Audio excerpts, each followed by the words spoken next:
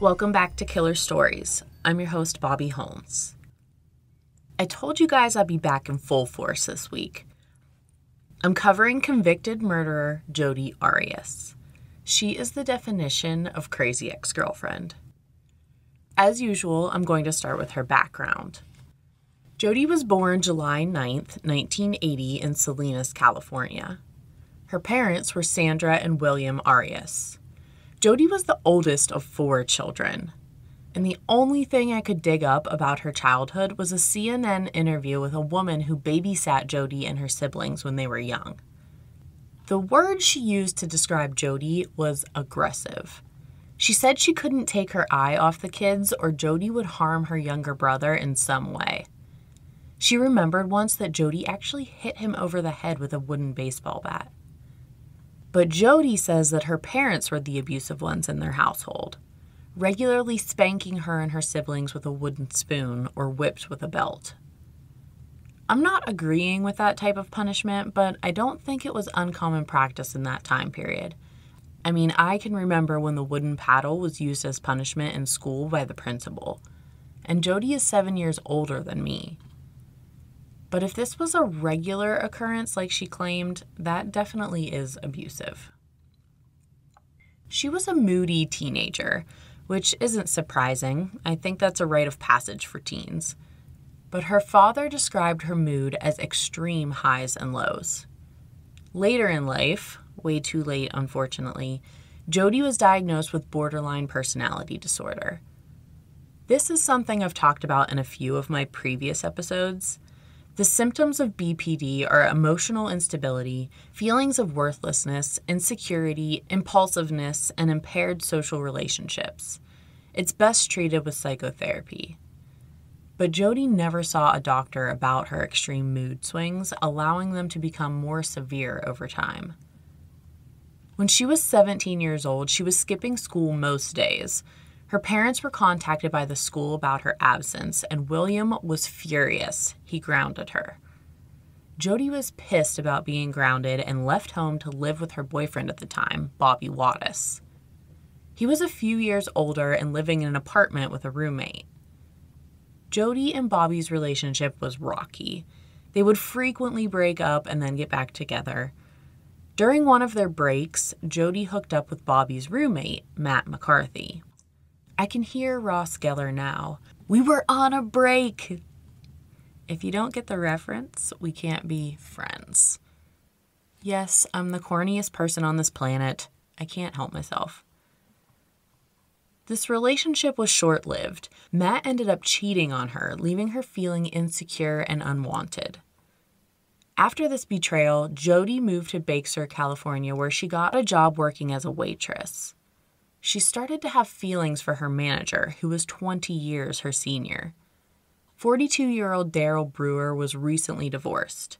He had feelings for Jodi too, but dating employees was a no-no. Once Daryl changed jobs, he and Jodi officially became a couple. Here is where things get a little strange. Jodi became obsessed with the look of Daryl's ex-wife. I mean, if he married her, this must be what he's into, right? His ex was blonde and had a perky breast enhancement. Jodi, a natural brunette, decides to start bleaching her hair blonde. She takes things a step further by going under the knife for the full ex-wife makeover. Then, Jodi literally goes out and buys the exact same car that Daryl's ex drove. This seems pretty extreme, but she wants to do everything she can to make sure that she keeps Daryl's interest. After being cheated on, I understand the rational fear of history repeating itself, but this is ridiculous. If you can't be yourself, how do you expect your relationship to last? Spoiler alert, it doesn't. They went as far as buying a home together in Palm Desert, California, but Jodi wanted to get married and have children. Daryl felt like he was past that stage of his life. He had a 3-year-old with his ex-wife, and he wasn't interested in having any more. Because of this, their relationship fizzled. Daryl moved out in 2006. Jodi stayed at the house they bought together, but it wasn't feasible with her income as a waitress. She picked up a side gig of selling prepaid legal services. She attended a PPL seminar in Las Vegas to become fully educated in the business. One night, during a dinner reception at the MGM Grand Casino and Hotel, Jodi locked eyes with PPL Executive Director Travis Alexander. Equally entranced, Travis walked over to Jodi and introduced himself.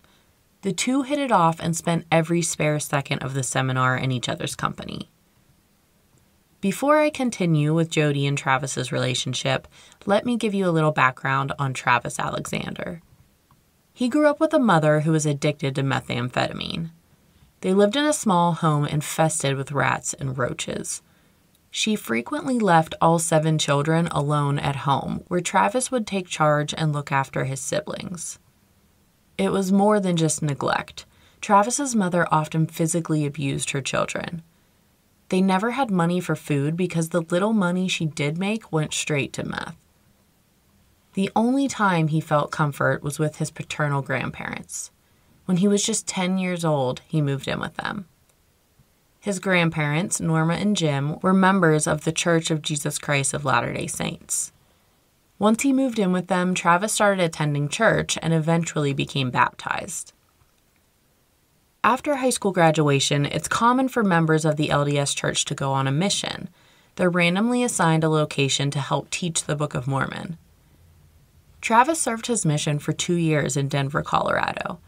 When he returned, he began dating eligible bachelorettes. He wanted to find a wife and start a family. A few years later, he met Deanna Reed.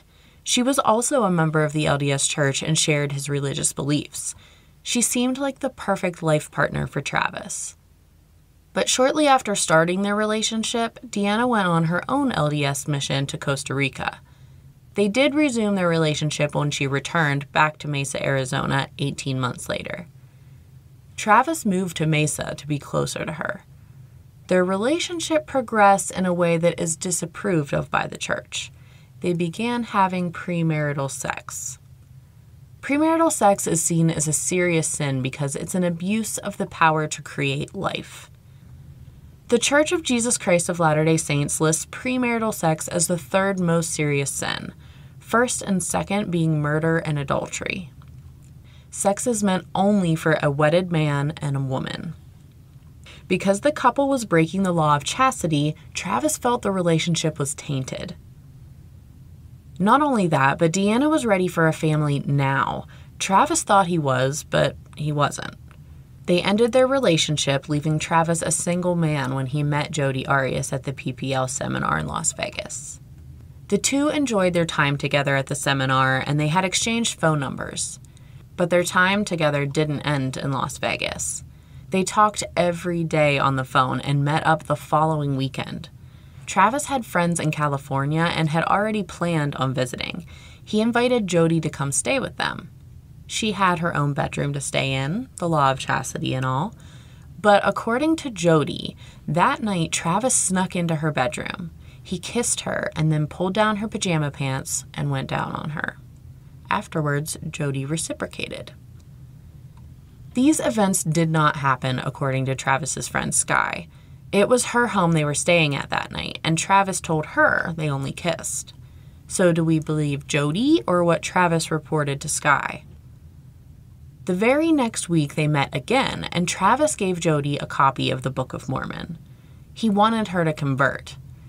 According to the religion, it's only suitable to marry within the LDS faith. After they chatted about religion, Jodi says they drove to a park where she performed oral sex on Travis. Now, how is this okay, you ask? Well, teens these days tend to think that the law of chastity only refers to vaginal sex, but it's called oral sex, anal sex. It's all sex. Come on now, you have to realize that oral and butt stuff counts too, right? They continued a long-distance relationship of meeting up on the weekends and doing all the non-vaginal stuff. Travis was in Arizona and Jodi in California, but the couple spoke every day. It only took 2 months of dating to convert Jodi to the LDS Church. They had a party following her baptism. The events that followed differ depending on who is telling the story. Jodi claims that after her baptism, Travis came back to her house where they had anal sex. Travis's friend Skye said this can't be true because immediately following the baptism, Travis went to the Hughes family home for a get-together, and that Jodi's recollection of events could not have happened. At this point in Jodi's life, Travis was the closest to a family that she had. She had left home and didn't have many friends. Christmas time 2006, PPL had another conference held close to where Travis lived in Mesa, Arizona. He told Jodi that he would have a full house with family and literally didn't even have a couch to spare. The normal thing to do in this situation, if you insist on going to the conference, would be to get a hotel or an Airbnb to stay in. Well, Jodi shows up uninvited to Travis's home, and he wasn't lying about not even having a couch to spare. She very awkwardly slept on the living room floor using her jacket as a blanket. Travis hadn't even told his family about Jodi, and here she shows up at his house uninvited and introducing herself as his girlfriend. Needless to say, Jodi was taking this relationship way more seriously than Travis.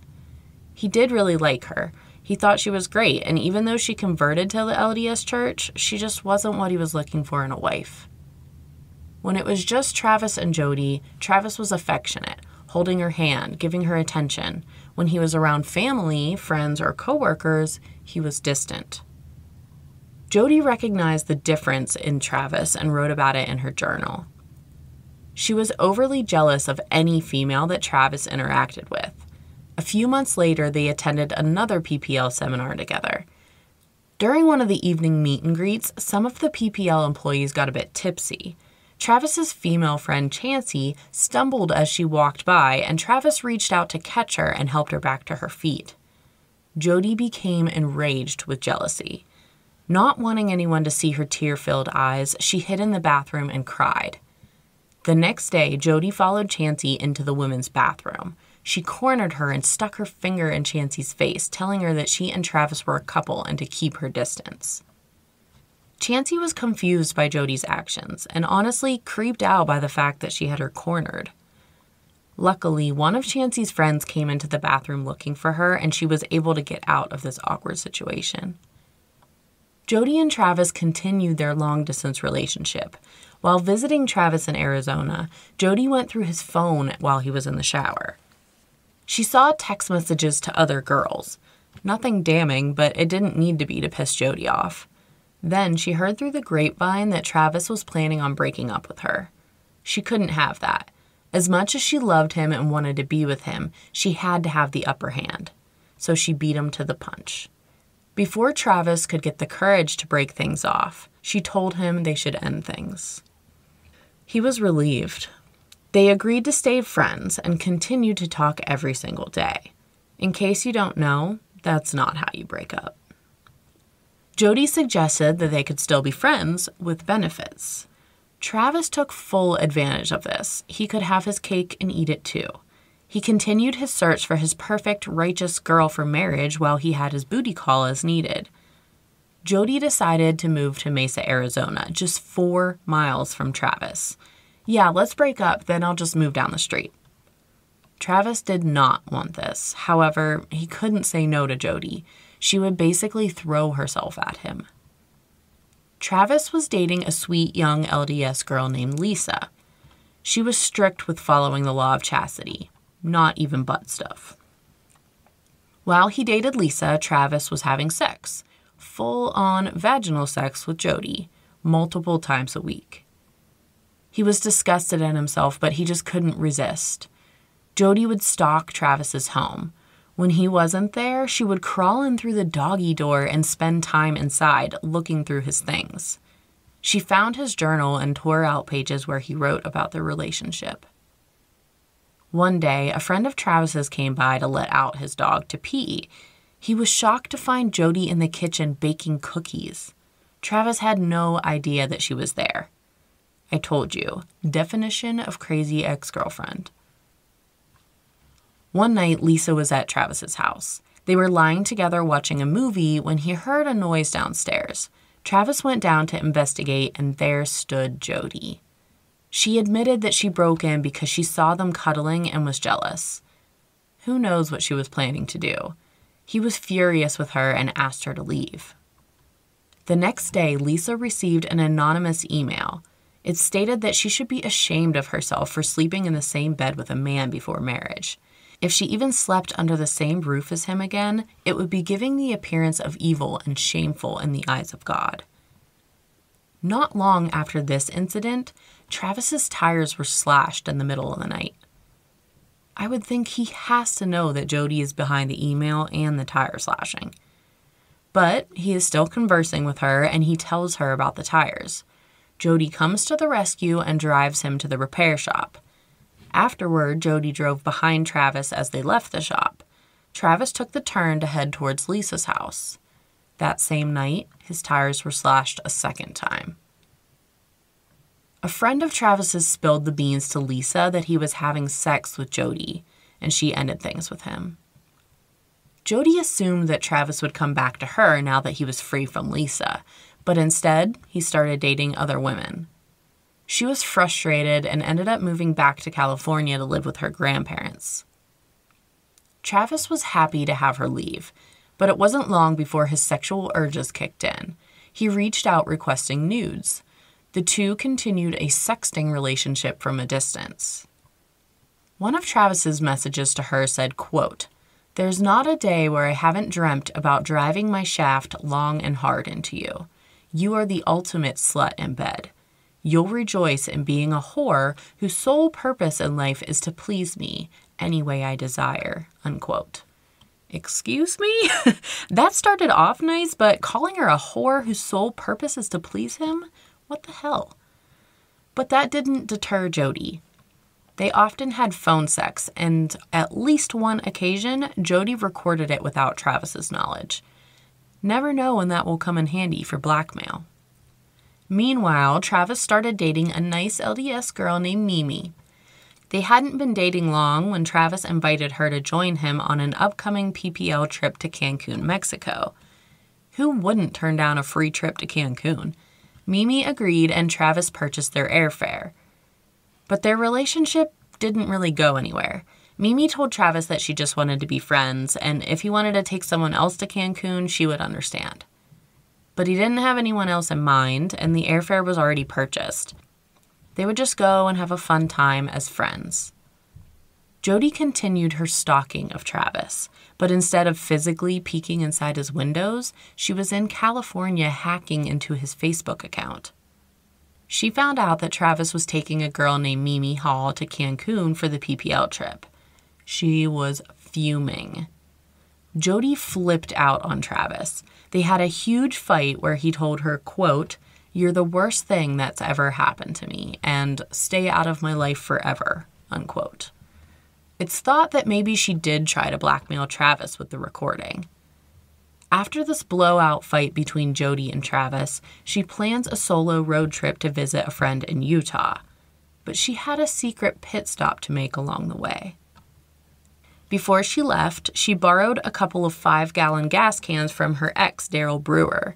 She said she wanted to be able to drive straight through without stopping. Jodi rented a car in California and started driving. During one of her stops, she dyed her hair brown. It had been blonde ever since she gave herself the Brewer ex-wife makeover. She purchased one more 5-gallon gas can and loaded up for the remainder of the trip. If she wanted to make it to Utah on time, she needed to hurry. The only reason I can think of she would have dyed her hair is to avoid being recognized during her pit stop to Mesa, Arizona. As she got closer, she removed the battery from her cell phone so she couldn't be tracked. In the middle of the night, she parked the rental car near Travis's house and snuck inside. She had to be quiet because his roommates were home. She walked into Travis's bedroom and shut the door. When he awoke to see Jodi standing there, he wasn't even surprised. He just scooched over, making room for her to lay with him. They just had a huge argument, and in the middle of the night, his ex-girlfriend who lives in another freaking state appears in his bedroom. This is pure craziness, but explains the strange on-again, off-again sexual relationship they had with one another. Jodi crawled into bed and they both fell asleep.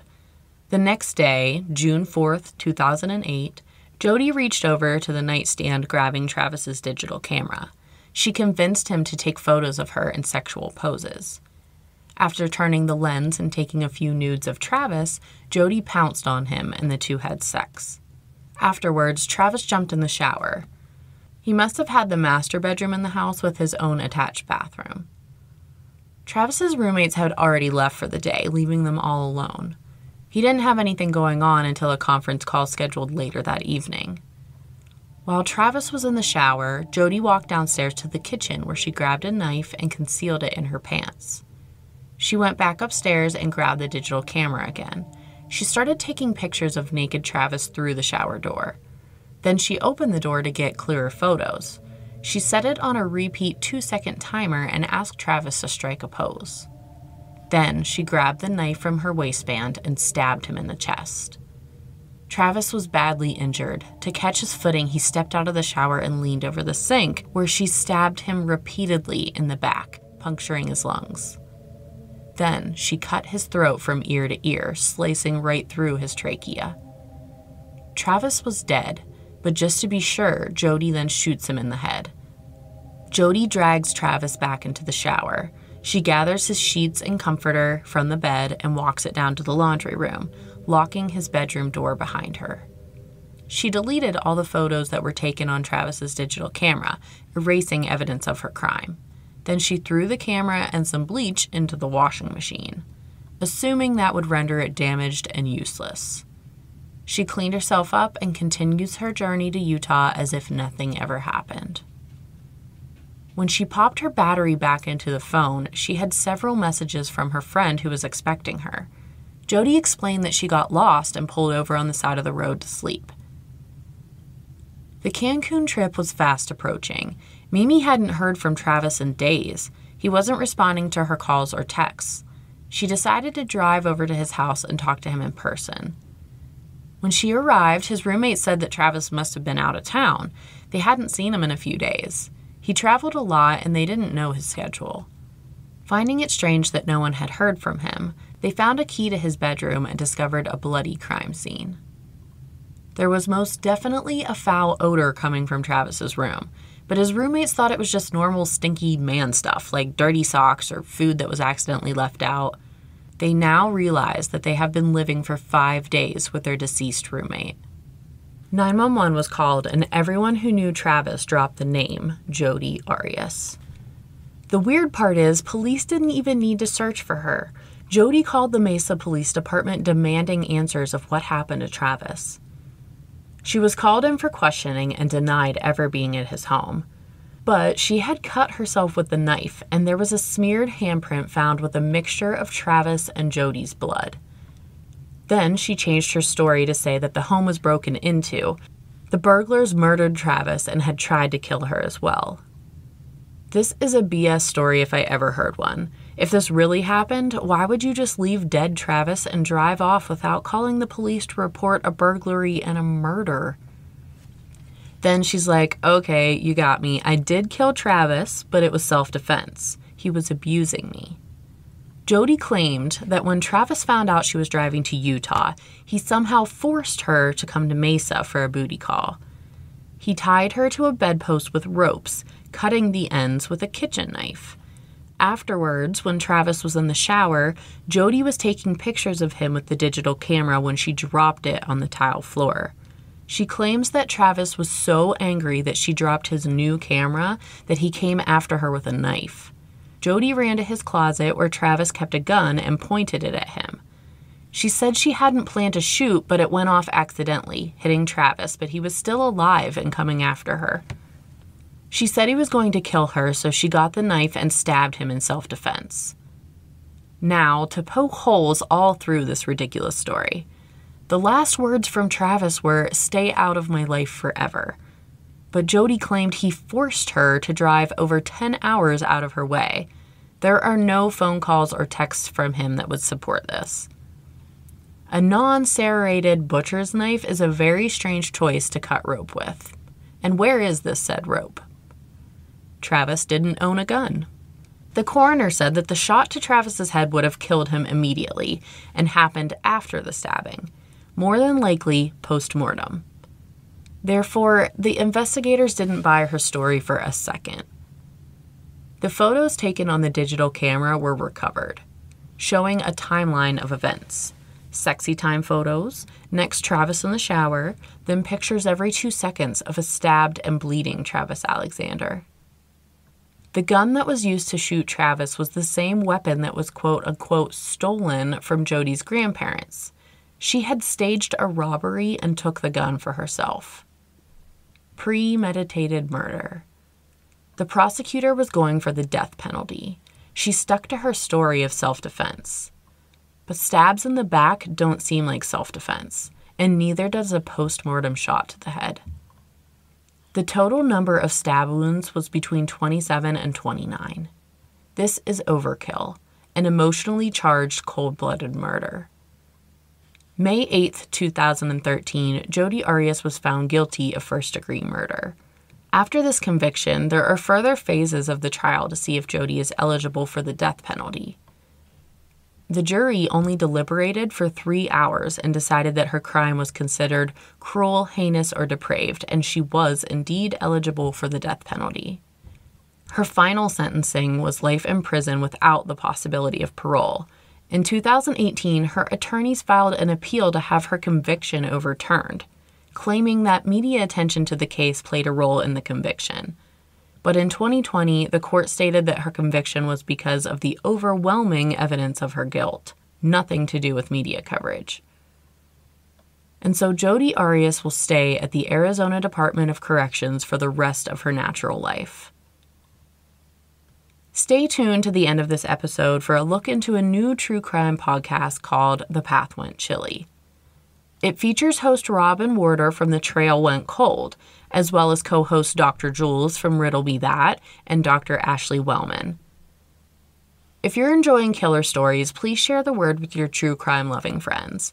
And if you listen on Apple Podcasts, it really helps to leave me a review. You can also give me a one-time donation at buymeacoffee.com/killerstories or shop my Teespring merch store. The links for that and my social media accounts can be found on my link tree in the show notes. Thanks for listening. Until next time, this has been a killer story.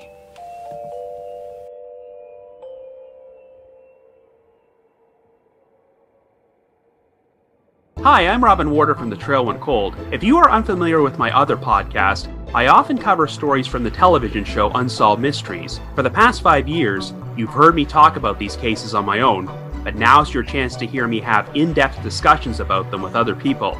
I want to welcome you to my new project, The Path Went Chilly, where I will be discussing in depth with my 2 good friends and co-hosts cases that I've covered on The Trail Went Cold. Meet my co-hosts. First one up is Jules. Hi, I'm Jules from the podcast Riddle Me That True Crime, and I have a PhD in transpersonal counseling. I'm not a psychologist or a diagnostician, so don't get too excited.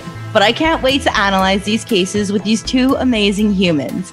You've already met Robin, now meet Dr. Ashley Wellman. Hi, I'm Ashley. I have a PhD in criminology, law, and society, and I specialize in trauma victims and survivors. I've spent a great deal of time working with families left behind after homicides with a cold case unit based out of Florida, and I'm also a professor of criminology. I'm so excited to be chatting with 2 of my best friends about the cases that everyone can't seem to get enough of. We hope in doing so that we will have a clearer perspective of what may have transpired. Oftentimes, Ashley will be totally in the dark. Jules and I will be telling Ashley a story she may not know much about, so all of her reactions are genuine. We will be releasing on all major platforms April 8th. We hope you will join us as we attempt to heat up some ice-cold cases. The Path Went Chilly will be available every Thursday on all major podcast platforms.